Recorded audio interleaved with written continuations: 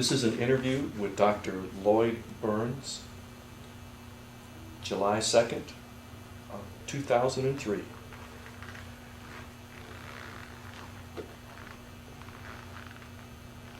Dr. Burns, could you tell me what war you were in and a branch of service that you were in and what your rank was? Yes, I was in the Army Air Corps in World War II and achieved the rank of First Lieutenant.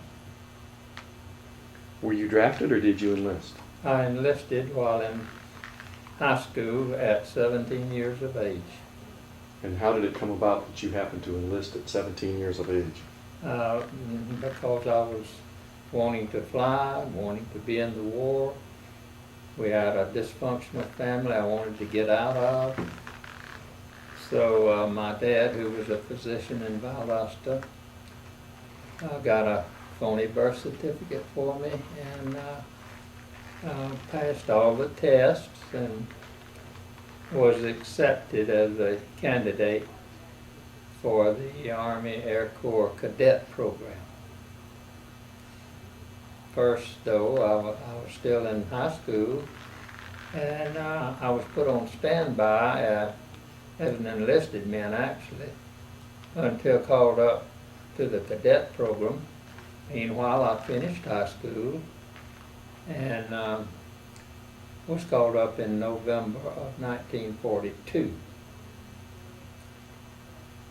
I was sent to Nashville, Tennessee, indoctrination program. I stayed in the Southeast Command, Training Command the whole time of my training. And from there, was sent to Montgomery, Alabama for further pre-flight training at Maxwell Field. Now, following that, I was sent to Arcadia, Florida in primary training, flying a PT-17 Stearman aircraft. After graduating there, I was sent to Bainbridge, Georgia, flying the so-called Vultee vibrator aircraft. After graduating there, I was sent to my hometown, Moody Air Force Base of the Army Air Corps. I graduated from Moody on the 30th of August, 1943, which made me 18 years and 5 months of age when I was sent to Sebring, Florida to fly B-17s. I trained in B-17s and graduated from that, following which I was sent to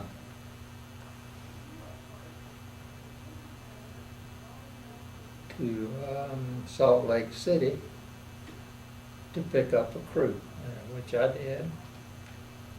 The crew and I were then sent to Sioux City, Iowa, and began our combat training. After leaving Sioux City, we were assigned to fly B-17 overseas to Prestwick, Scotland, going by way of Iceland, etc. We went from Scotland to our base, permanent base, in a town called, outside of a town called, can't think of the name of it. Anyway, we were assigned to the 379th Bomb Group, of the 8th Air Force, 525th Squadron. We flew a tour of 30 missions over Europe,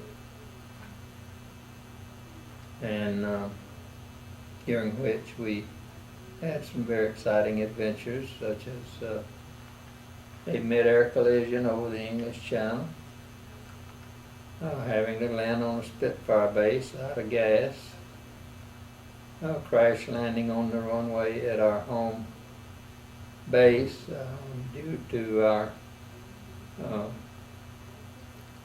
oil pressure system being shot out so that we had no brakes, and because the controls to the elevator were damaged and would not function properly.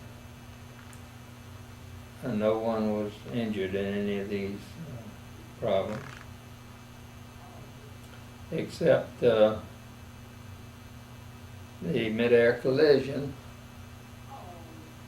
It's an interesting story that I was on my next to last mission, and my co-pilot wanted to become a first pilot and asked could he fly the airplane over the channel home and get a little stick time before taking the test to become a first pilot. And he was going up for another tour of duty over Europe.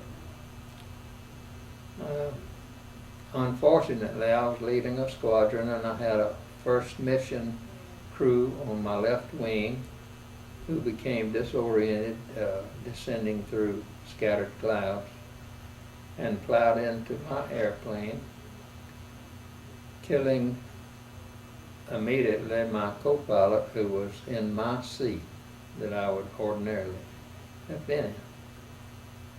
I also lost my navigator and my tail gunner in that collision.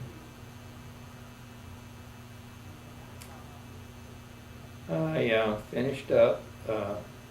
I was sent to a regional hospital and with some symptoms, gash on the head and headaches and things like that, nothing serious. And they wanted to keep me for more observation, but I only had one more mission to complete before being sent home, so I refused. I signed myself out of the hospital essentially, and went back to the base, which was called Kimbolton Castle. That's where the base was located. Kimbolton, Kimbolton, Castle, England. I got back, and because of my tragic circumstances in the crash, they kindly assigned me as a co-pilot to finish my last mission so that I was not under that stress. And I finished it and came on a boat back to the U.S., was sent to Columbus, Ohio to instruction school, pilot's instruction school, which I graduated from, but did not like the prospects of. So I signed up for B29 training. I was sent to the Gulf Coast awaiting transfer to Pecos, Pyote, P-Y-O-T-E Air Force Base near Pecos, Texas, to begin B29 training. While on the coast, I flew some air patrols over the Gulf of Mexico through storms, recording weather, looking for submarines, etc. Eventually, I went to Pyote Air Force Base as airplane commander. Graduated and picked up a crew and in California, and was transported by aircraft to Tinian Island in the Marianas. The base island was Guam. There we flew missions over Japan. We did not get credit for missions over outlying posts or islands, and actually completed 5 missions over Japan. We were based unknowingly in the compound next to the Enola Gay. And one day we prepared for our mission, took off after being up from about 4 o'clock in the morning, getting prepped, getting loaded with gas and bombs and so forth, which was probably the most dangerous part of the mission, since the Japanese had almost been vanquished by that time against air combat. But it was a long haul and had its dangers. We got halfway to Japan on that 6th mission when they called us back, said the mission was scrubbed. When we got back to the base, we went to the beer garden, of course, and heard over the radio President Truman announce that an atomic bomb had been dropped on Hiroshima. I was 18 years old, a high school graduate, and didn't know what in the world they were talking about. I thought it was maybe propaganda, something like that. But a few days later, Nagasaki was bombed, and we knew then that the war would be coming to an end. And it did. During all this movement, which was very rapid, I volunteered for every mission in Europe and actually completed my 30 missions within 2 to 3 months. And was promoted to first lieutenant in Europe after about 3 months of combat. But after that, I was moving around so much, I never got to know my commanding officers, or nor they me. I got to Tinian Island and kept my past experiences to myself for a while. Then I had a formal outing one time, and so I put my ribbons on and was quickly challenged. As an 18-year-old, by then I think I was 19, you don't have a breast full of ribbons. So they investigated and found in my files that they had that all was true. But there was just not that much action flying over Japan. We got ACAC, anti-aircraft fire. I don't think I ever saw 1 or 2 Japanese fighter planes, attack planes. But the distance and the bomb load and the gas load was hazardous to us. We had to land on Iwo Jima one time because we gave out a gas which had been prepared for that very purpose. So the war came to an end with me being still a first lieutenant, having flown in 2 theaters of operation, which embittered me at the time, so that rather than stay with the group, I got out on points that they were taking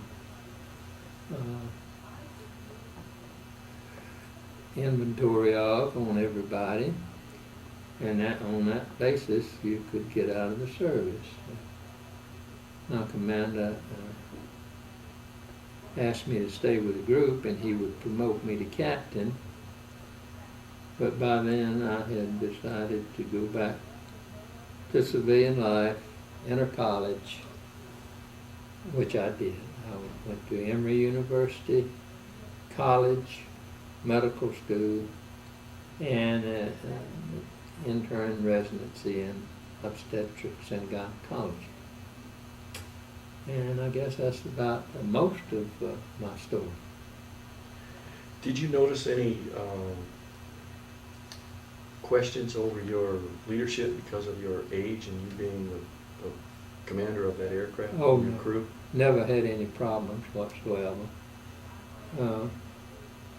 My crew was devoted to me, and there was no problems with seniority or following my commands or anything like that. But we all loved each other, and I heard from my bomber pilot, from my B29 navigator a few months ago, out of the blue. I had not heard from any of that crew. Since we weren't together that much, we didn't bond like we did over Europe. But he had called, he'd got my address, and he called up and he says, navigator to pilot, this is your pilot, and gave his name. And so we had a nice conversation. And in the process, he told me I was the best pilot he ever flew with. So there wasn't any problem with my command or my flying. It was just a matter of being in the wrong place at the wrong time, too fast. I moved too fast for a promotion to catch up. I know commander wants just to promote somebody he doesn't know much about. And that was my case. Were there a lot of casualties in your unit? Oh yes.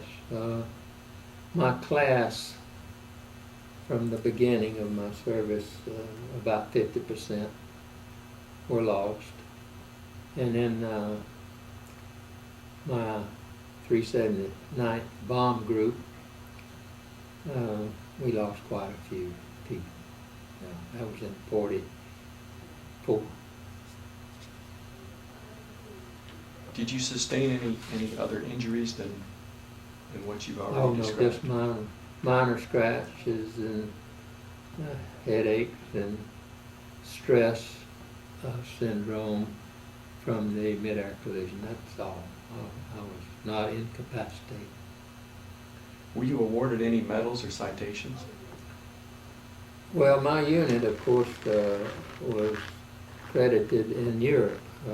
379 was credited with being flying the most missions, hitting the target, most accurate in hitting the target, and so received many unit citations, which I didn't keep up with.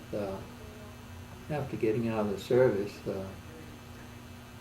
I would hear that they received another unit citation for stuff we had done while I was there. For instance, we were the first airplane to drop glider bombs. We over Germany. They would strap these, they had these, I think they were 2,000-pound bombs under the wing. They couldn't get them into Bombay, but all they had were gyros. And we flew in a formation toward Cologne, and upon we achieved a certain altitude and went into a glide at a certain speed, certain height. All had been calculated, and we were just dropping our bombs on the lead plane, who determined when to do that, and dropped the glider bombs. About, I don't know what percentage of them spun in. A lot of them didn't reach the target, but a lot of them did. And but I never heard another word about it during the war, because it was experimental, and it was probably the first action leading to our current guided bomb situation. A lot of experience from that. We were about 20 miles out when we dropped the bomb from Cologne, and they hit Cologne. And I heard that they got a unit citation for that. but I never applied for it. Just didn't keep up anymore since I was very busy as a physician. How did you stay in touch with your family? I'm sorry. How did you stay in touch with your family when you were Overseas? either one of the theaters? Just by writing. What was the food like? It was GI food. English people don't eat too well anyway, as far as I'm concerned. But we got as good as they did. And it wasn't a problem. I don't think anybody lost any weight. Did you have plenty of supplies that you needed? Yes. I never knew of it being short of supply. Did you feel any extra pressure or stress or anything? Partly due to your age of being in combat? No, I think that was an asset in that I didn't have enough sense to feel pressure. We were just ambitious, active. Instead of racing on the highways, drag racing, and all that, we were actually in combat, and that's what I think every high school graduate ought to do, is spend 2 or 3 years in the service. I think that would do a whole lot to mature our younger age group. Was there anything special that you did for good luck, or any good luck charms or anything that you carried? No, actually no. We named our airplane Heavenly Body because I was a Christian and it was a dual meaning, you know. And I just relied on God to look over us and guide us, which He did. Noting that you mentioned the name of your airplane, Heavenly Body, I see you brought a couple of jackets.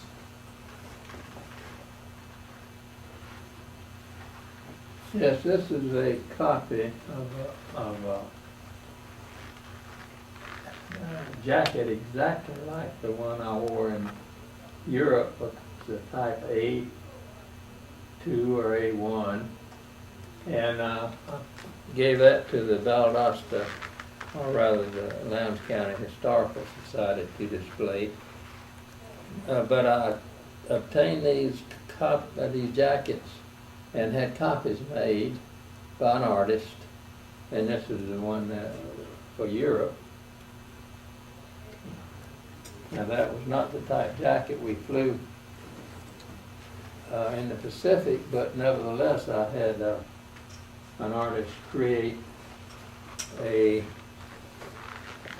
memory for my service out there, showing a B29 and the missions in the bomb drop and so forth.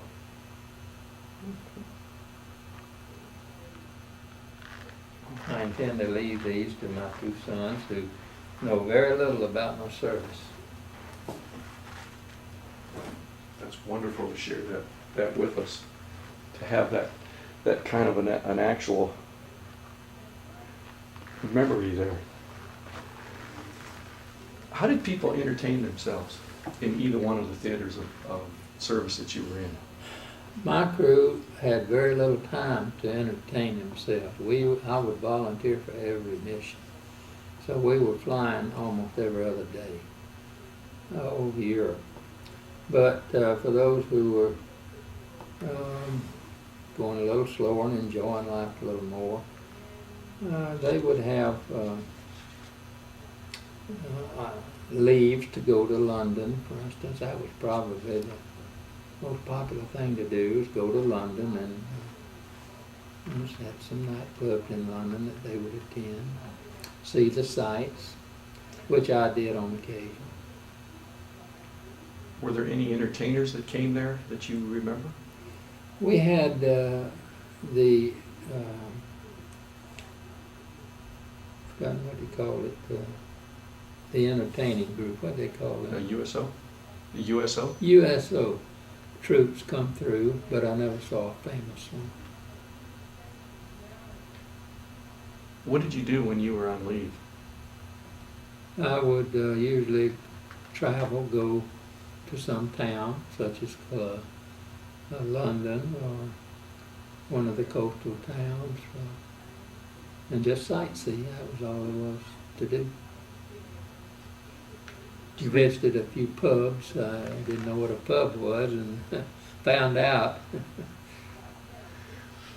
Do you recall any particularly humorous or unusual events? Well, other than the pilot, co-pilot, and I swapping seats, and he dying as a result.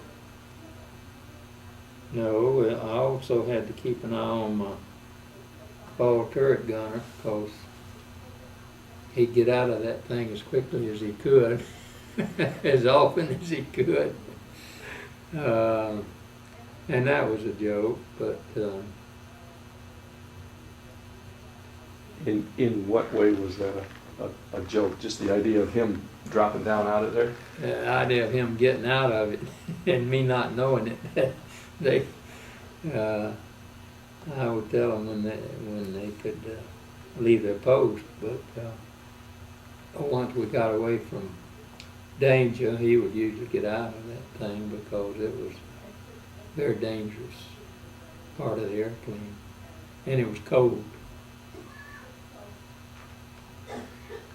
Were there any pranks or anything that you or others would pull on each other? Not really. We were serious-minded about what we were doing. We were anxious to get the job done and get back home. And I just don't recall any pranks. What did you think of your fellow officers and your fellow soldiers and airmen? In England, in my base in England, I was very impressed with their professionalism and their knowledge of what they were doing, and the way they presented it to us in briefings before missions and so forth. I admired them all. We had 525th Squadron had an officer, I think it was a colonel, who was about 25 years old, and very adept at his job. So I admired the people in England, but the Pacific Command, I didn't have too much respect for. They were on a gravy train out there, flying the type missions that they did. And so I just didn't think as much of them as I did. They just didn't see as much combat. Do you recall the day your service ended?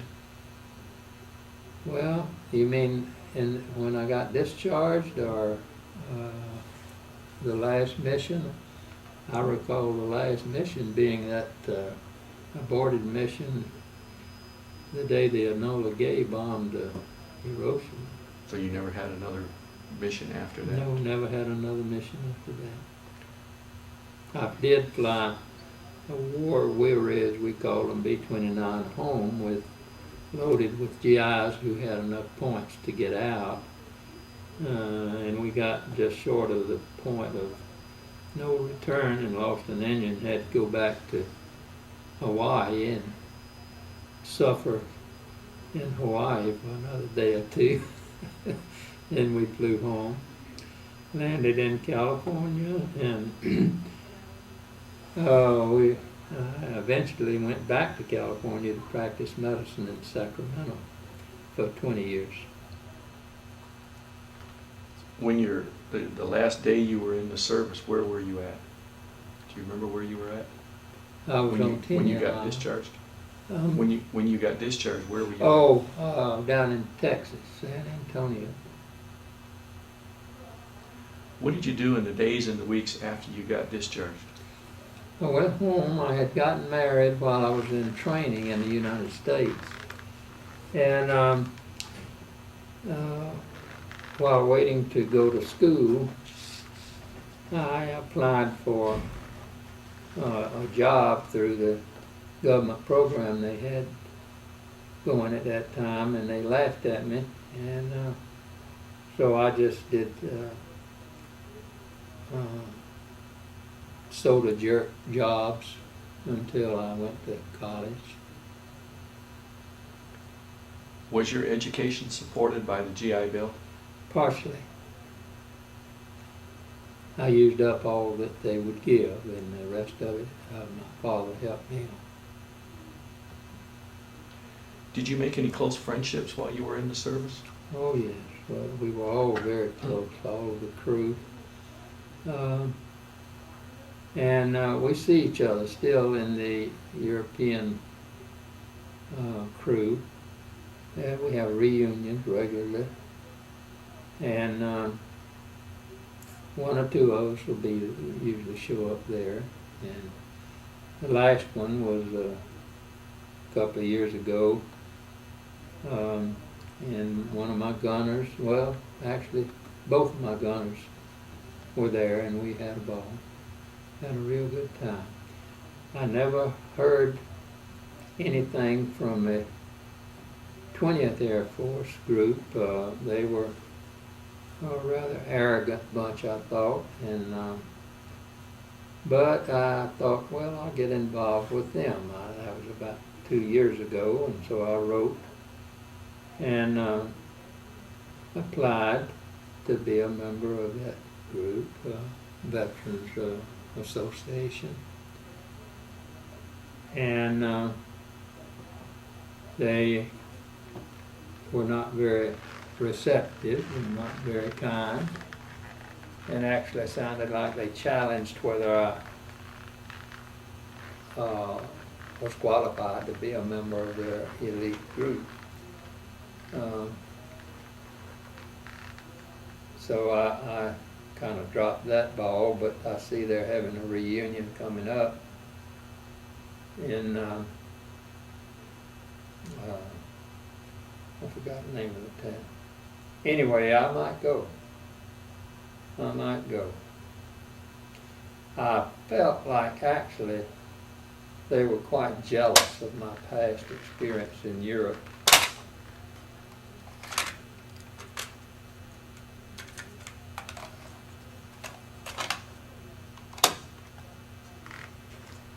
Because I never met anybody there that had also done tours of duty in Europe, including a commanding officer.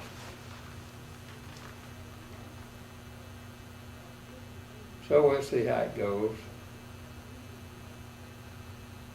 Yeah, that probably would be rather overwhelming to them to have someone of, as old as you were, and you already had done one complete tour in another theater where the hazards were a lot more difficult than what they had.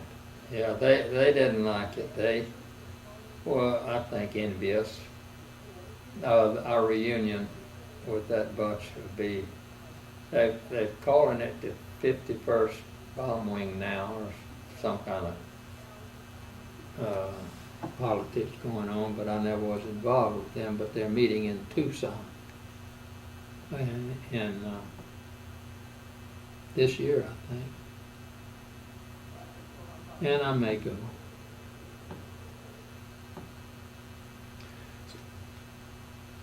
What type of a career did you have after the war? Well, as I said, I went to Emory University College and combined that with medical school, so that I ended up 3 years in college and 4 years in medical school, after which I went to Crawford Long Hospital, which was owned by Emory, and did my residency 4 years there. Internship in 3 years, I should say, at Crawford Long. Did your military experience influence your thinking about war or about the military in general? It made me love the military. At times I wished I had stayed in, and now that the Gulf War situation has occurred and we're involved again, I just praise those young men for what they're doing for our country. Sorry. Well, that's okay. That's okay. Do you regularly attend some of the veterans reunions and things? Not regularly, but I've been to a couple. Is there anything that you'd like to add that we haven't covered in this interview? Well, an event occurred in my group that was quite impressive. One of our planes was attacked by about 20 fighters, German fighters, and badly damaged, and many injuries and deaths, and started dropping out of formation. But the other fighters left him because it looked like he was going down. But he kept going slower and getting further behind and dropping lower till they did send one pilot, one fighter, to finish him off. That pilot flew up alongside of the B-17, saw the severe damage and injuries, saluted, and let them go.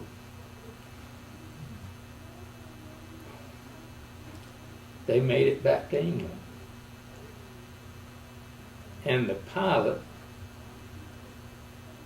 spent the rest of the war and since looking for the pilot that did that. Found him in Canada a few years ago. He was on a guest of honor, he and the pilot of our aircraft, at a reunion,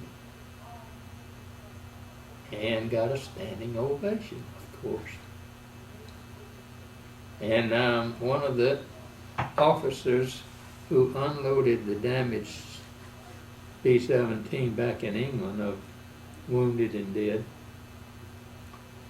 the wife was an artist, and she was commissioned to depict that in a picture. And it's very impressive, and I have a copy, a print. And I wish I had brought it, I could show it. Maybe I'll send a copy. Oh, they would love that. Yeah. Yes, Francis would be more than happy to have that. Well, I'm as I said, I'm a ultralight pilot, and we have a club, and they prevailed upon me to write a series of articles on my war experiences, which my wife has been doing all this time too. And since my relatives, my kids don't even know much about it, I am currently doing that, and I plan to speed the process up. I was going to write an article every month, but I think I'll go ahead and just write the whole memoir, and I can send that to Francis too. Oh, that would be wonderful. We really appreciate that. Was there anything else that you wanted to include in the video as far as any of the information that you brought? Or not? No, just the 2 jackets was the only thing I brought this time. And they are copies, of course. I mean, they're not the original. They're the same exact jacket that I wore in Europe. And I used one of them to depict the Pacific as well, although we had different types of jackets in the Pacific. Well, just about every plane received some kind of damage over Europe on a mission. We would bring back flak in our wings, and we brought one back under my seat and so forth. So it was very interesting, exciting, And as I said, this country would be better off if we had a mandatory conscription of 2 or 3 years for high school graduates. It would do the country and them a lot of good. And I'm surprised nobody has approached that politics. Mhm. Well, thank you so much for your time. Well, thank you. It's been my pleasure.